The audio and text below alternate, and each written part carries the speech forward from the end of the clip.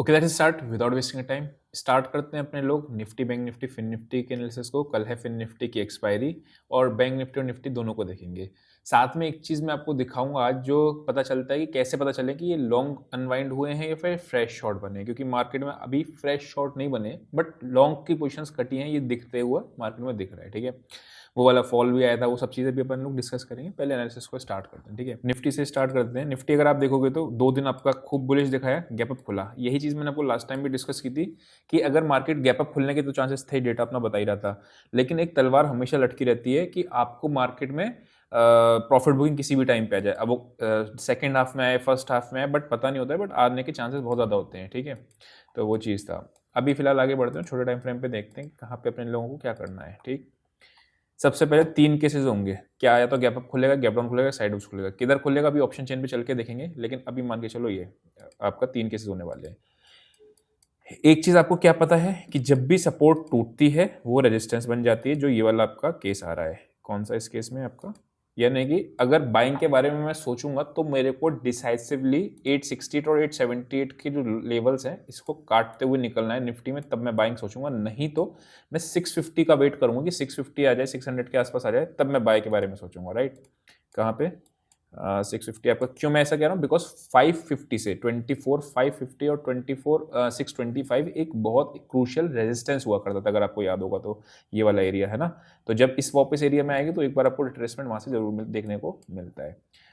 तो ट्रेड क्या ले सकते हैं, ट्रेड अपने को अगर वापस से ये इस कैंडल के नीचे जाएगा तो एक सेल का ट्रेड मिल जाएगा। एसएल बड़ा नहीं होगा, 50 30 40 पॉइंट से ज़्यादा बड़ा एसएल नहीं होने वाला है। ठीक है, अभी मैं आपको री एंट्री भी बताऊंगा, री एंट्री का केस कैसे होता है। अभी फिलहाल आप ये समझना कि 820 810 के जोन काटेगी तो वापस कहाँ तक, 700 तक के मैक्सिमम टारगेट्स के लिए प्लान कर सकते हैं अपन लोग। ठीक, बहुत सिंपल एनालिसिस है, कुछ है नहीं। ठीक, तीन, या तो मार्केट खोलेगी गैप अप, या मार्केट खुलेगी साइडवेज, या मार्केट खुलेगी गैप डाउन। अगर गैप अप खुलेगी, वेट करना कि यहाँ पे वापस सपोर्ट ले, देन आपको एक बाइक अपॉर्चुनिटी मिलेगी। अगर गैप अप खुलता है, सीधा ओपनिंग रेंज नहीं लगानी कल। ठीक है, अगर मैं बात करता हूँ कि गैप डाउन खुले तो क्या होगा, गैप डाउन खुलेगी तो आप ओपनिंग रेंज लगा सकते हो। रीजन क्या है कि मार्केट आपका यहाँ पे जो क्लोजिंग दी हुई है वो क्लोजिंग आपकी थोड़ा सा नेगेटिव की साइड पे दे रखी है, और उसके बाद थोड़ा सा आपका पेन तिक के 600 700 के आसपास का ट्रेड्स मिल सकता है। ये केस कौन सा है, गैप डाउन का।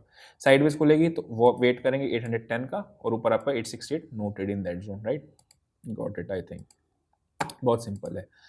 अब आप समझना आज हम लोगों ने क्या किया था, आज हम लोग 4 ट्रेड लिए, 3 में टारगेट हिट हुआ, एक में स्टॉप लॉस हिट हुआ। ठीक है, वो भी स्टॉप लॉस कैसे हुआ, ट्रेलिंग स्टॉप लॉस हिट हुआ। कैसे, यहाँ पे हम लोगों ने शॉर्ट किया हुआ था। ठीक है, ये शॉर्ट ट्रेड ट्रेल कर रहे थे, ट्रेल करते करते करते करते ये इसी जल्दी ही से बहुत तेजी से ऊपर भाग गया, उसमें अपना स्टॉप लॉस इसमें लग गया। रीजन क्या था, बहुत तेजी से भागा। उसके बाद हमने इसी कैंडल पे सेल किया था, री एंट्री। दिस इज, मैंने जो आपको स्टार्टिंग बताया था कि री एंट्री। री एंट्री का मतलब क्या होता है, एक बार आपका ट्रेड हिट नहीं चला, दोबारा से आपने एंट्री ले ली उसी पर्टिकुलर डायरेक्शन में। री एंट्री का मतलब समझना, ताकि कभी भी आपको लाइव वगैरह में मैं समझाऊंगा तो समझ में आ जाए। लेट से आपने बुलिश ट्रेड लिया, ठीक है, और आपका ट्रेड नहीं चला, अब वो वापस से नीचे आ गया, तो मैंने कह रहा हूँ कि री एंट्री ले लो ट्रेड में। इसका मतलब कि वापस से बुलिश साइड की ट्रेड में एंट्री लेनी है। अगर मैं कहता हूँ आपको बेयरिश ट्रेड लेना है, ठीक है, और आपको नहीं चला ट्रेड या स्टॉप लॉस आ गया, तो आपने क्या, एक लेवल टूटने के बाद वापस से री एंट्री ले लो, तो वो आपका री एंट्री कहलाती है ना। री एंट्री हम जनरली करते हैं क्योंकि रिस्क मैनेजमेंट अपने को हाथ में रखना है। मैंने यहाँ पे सेल किया, ठीक है, इस जगह पे निफ्टी को सेल किया, नीचे मेरे प्रॉफिट में चल रहा है, अब वापस से ही आपका एसएल हिट हो गया है, ये तो नीचे आ गई ना, नहीं आती तो क्या बड़ा लॉस कर देता मैं, answer is of course not ना, बड़ा लॉस नहीं करना है, इसलिए री एंट्री करी थी। ठीक है, तो ये हो गया अपना निफ्टी। आगे बढ़ते हैं अपन लोग बैंक निफ्टी पे। बैंक निफ्टी को देखेंगे तो सुबह मैंने इसमें बाय ट्रेड इनिशिएट किया था। ठीक है, बाय ट्रेड इनिशिएट करने का रीजन आपको पता था, ओपनिंग रेंज ब्रेकआउट की स्ट्रेटेजी को अपने को यूज करना था बैंक निफ्टी के अंदर। ठीक है, लेकिन अपन निकल गए थे इसको 900 के आसपास ही, मतलब 200 1:2.5 के आसपास मिलता है तो बुक करना जरूरी होता है। राइट, उसके बाद कहानी देखो यहाँ से शुरू हुई असली। राइट, उसके बाद ये जो गिरा है, और यहाँ से ये मार्केट में जो सेफ पुट राइटर्स करके बैठे हुए हैं ना, जो बिल्कुल आंखें बंद करके पुट बेच के जो बैठे रहते हैं, तो उनके लिए ये आई ओपनिंग हो जाता है। क्यों, क्योंकि यहाँ से यहाँ तक कितने पॉइंट्स गिरा है आप देखोगे जरा ध्यान से। ठीक है, यहाँ से यहाँ तक अगर गिरा तो 1100 पॉइंट का, 1100 पॉइंट फॉल आधा घंटे में बैंक निफ्टी में। ऐसा चेन इफेक्ट क्यों आता है, ध्यान समझना। लेट्स से यहाँ पे इसी को एग्जांपल के साथ समझते हैं। देखो आज का ना लर्निंग बहुत ज़्यादा फोकस वाले पे मैं रख रहा हूँ, अदर देन थोड़ा सा ट्रेड वाला कम, मतलब ट्रेड्स भी है ऐसा नहीं है, लेकिन लर्निंग पे ज़्यादा है। ध्यान समझना, यहाँ पे किसी का ब्रेकआउट आया, यहाँ पे आपने एक पुट सेल करी 51,800 की, मैं यहाँ लिख देता हूँ। ठीक है, अब क्या करा, ट्रेड आपके फेवर में चला, वापस से ब्रेकआउट आया तो आपने पुट और शॉर्ट करी 52,000 की, ठीक है। वापस से मार्केट ब्रेकआउट दिया तो आपने 50,200 पे और पुट शॉर्ट करी। अब होता क्या है, जब ये गिरती है ना, ये कैंडल इस तरीके की बनाती है।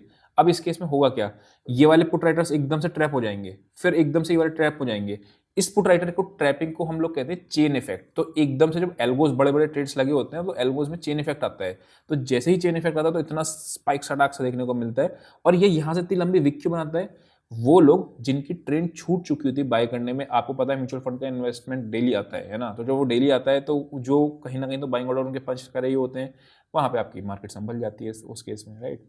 तो ये अपना लॉजिक था इसके पीछे। आगे बढ़ते हैं और आगे बढ़ के इसमें भी ट्रेड्स को देखते हैं। इसमें जो आपकी सपोर्ट और रेजिस्टेंस बन रही है, वो अच्छा लेवल जो निकल के आ रहा है वो ये वाला आ रहा है, जहाँ से इसका ब्रेकडाउन आया था, राइट। कौन सा, ये 51,800 के आसपास। यानी कि मुझे यहाँ के आसपास कोई एक एक्शन नेगेटिव मिले तब मैं सेल सोचूंगा, लेकिन रादर देन मैं उसके पे ना सोच के कि अगर मुझे नीचे के लेवल पे कहीं बाय मिल जाता है। देखो आप वन डे का चार्ट देखो पहले यार, ठीक है, इसका थोड़ा सा प्राइस एक्शन बन रहा है। सेम चीज़, जब सपोर्ट टूटता है तो वो आपको रेजिस्टेंस बन जाता है। मैंने 1000 बार बताया। और यहाँ पे अगर आप देखोगे तो इस एरिया में आके अगर आप बाय कर रहे हो, राइट, यहाँ पे आके अगर आप फ्रेश बाय कर रहे हो तो आप या तो फोमो में बाय कर रहे हो, जिसको फियर ऑफ मिसिंग आउट बोलते हैं, और मोस्ट ऑफ द केसेस में हम लोग फोमो में ही करते हैं। अदरवाइज स्ट्रॉन्ग सप्लाई एरिया पे कल से मैं टेलीग्राम वाले फ्री वाले में डाल दिया करूँ कि स्ट्रॉन्ग सप्लाई एरिया कौन सा है या स्ट्रॉन्ग डिमांड एरिया कौन सा है। एटलीस्ट उस एरिया में आप फ्रेश बाय ना करो तो फंसोगे नहीं उस केस में, ठीक है। तो वो चीज़ आपको फ्री वाले ही टेलीग्राम में शेयर कर दूंगा कल मॉर्निंग से। आगे बढ़ते हैं और आगे बढ़ के देखते हैं क्या चीज़ आ रहा है इसमें। ये आपका 51,900 यानी 900 का ऊपर आ रहा है। और यहाँ से प्राइस एक्शन क्या बन रहा है, मार्केट नीचे आया ऊपर गया, अभी इसको रेजिस्टेंस लिया। अगर वापस से ये आने वाले टाइम में क्लोजिंग दे देता है ना 51,000 के नीचे, तो ये वापस इस वाले लेवल्स को आपको देखेगी 50,200 के आसपास, अगर क्लोजिंग 51,000 के नीचे जाता है बैंक निफ्टी तो, क्योंकि प्राइस एक्शन बन रहा है ना, वापस रिट्रेस दिया एंड देन। अदरवाइज मार्केट में मुझे जो इस वीक में लग रहा है बैंक निफ्टी में, उसको मिल गई है ऊपर की रेंज, ठीक है, और उसको मिल गई है नीचे की रेंज। तो आपको इस वीक में आप देखना कि आपको 50,600-700 का बहुत इंपॉर्टेंट है, ये नहीं टूटेगा, या 51,000 भी नहीं टूटेगा। और ऊपर आपका 52,000 का है, तो इसी रेंज में 1000 पॉइंट की रेंज में आपकी बैंक निफ्टी बहुत चांसेस है कि आपका एक्सपायर कर जाए। अगर एक्सपायर इस रेंज में कर दी तो आप क्या करोगे, यहाँ के आसपास आएगा तो बेचना, और यहाँ के आसपास आएगा खरीदना, बीच का दोनों साइड का प्रीमियम खा जाना, तो वो चीज़ अपने को मिल जाएगा। 1 तारीख से आपका कॉन्टेस्ट स्टार्ट हो रहा है, ठीक है। उस कॉन्टेस्ट स्टार्ट होने से पहले आपको एक चीज़ ध्यान समझनी है कि जिसका भी जो भी क्वेरी हो पहले ही क्लियर कर लेना, बिकॉज एक बार स्टार्ट हो जाएगा उसके बाद फिर रुकेगा नहीं। चलो आगे बढ़ते हैं और आगे बढ़ के एक बार ना अपने लोग ऑप्शंस का, जो मैंने आपको स्टार्टिंग की वीडियो में बताया था कि ऐसा कैसे पहचाने कि आपका ये है निफ्टी या बैंक निफ्टी में लॉन्ग्स क्लोज हुए हैं या फिर आपका शॉर्ट नहीं बने हैं। चलो मैं आपको ऑप्शन चेन पे चल के दिखाता हूँ। सबसे पहले अगर आप देखोगे तो ये पुट राइटर जो थे वो भागे, राइट। वो भागे क्योंकि फटाफट फटाफट प्रॉफिट बुक करो। इसका मतलब मुझे एक चीज़ तो पता चल गई कि मार्केट में आपकी लॉन्ग अनवाइंड हुई है। जो भी लॉन्ग्स बने थे ना, मतलब निफ्टी में तेजी देख रहे थे, यानी बुल्स ने अपनी लॉन्ग की पोजीशन को क्लोज किया है, ये इससे दिख रहा है। क्यों, क्योंकि पुट राइटर्स भाग गए। क्या कॉल राइटर्स फ्रेश आए, द आंसर इज नो, अभी नहीं है। अगर कल मार्केट गैप डाउन खुल जाएगी ना, तो आप ध्यान से देखना, ये बड़ा हैवी कॉल राइटिंग आ जाएगी यहाँ पे, ध्यान से देखना। कल मैं आपको बता रहा हूँ, अगर मार्केट गैप डाउन रहती है फिर 24,800 के नीचे जाना शुरू कर देती है तब, तो इसको ध्यान से समझ लेना, बिकॉज बाद में काम आएगा। 25,000 पे ही मैक्सिमम कॉल्स बैठी हैं, यानी कि बस जो शॉर्ट कर गया कॉल उसको लग रहा है 25,000 का टॉप बन चुका है इस हफ्ते के लिए निफ्टी का यहाँ पे, इसीलिए आपकी सबसे ज़्यादा कॉल्स बैठी हुई हैं। तो आई होप को ये समझ में आया होगा कि मार्केट में कैसे पता करें कि भैया आपका लॉन्ग है या फिर आपका शॉर्ट। अगर यहाँ पे कॉल लेटर्स हैवीली आ जाते ना, तो मैं कहता शॉर्टिंग बनी है मार्केट में। अभी मैं क्या कह रहा हूँ कि मार्केट में जो लोग बुल्स थे उन्होंने अपनी पोजिशन को हल्का कर दिया। टॉप पे जाकर ऑब्वियसली 25,000 एक बहुत क्रूशियल लेवल है। इतना इरेशनली मार्केट भाग रही तो कहीं भी रुक सकती है, वो तो डिपेंड करता है, लेकिन हो सकता है 25,000 को भी तोड़ दे। बट 25,000 दिख रख गया, ऑलमोस्ट दिख गया है ना, पूरा टच नहीं किया, 4 पॉइंट रह गए, बट कोई बात नहीं। आगे बढ़ते हैं और फिर निफ्टी को भी देख लेते हैं, फिर एक बार ऑप्शंस का एनालिसिस कर लेंगे ध्यान से, ठीक है। CNX फाइनेंस, ये आ गई अपनी फिर निफ्टी।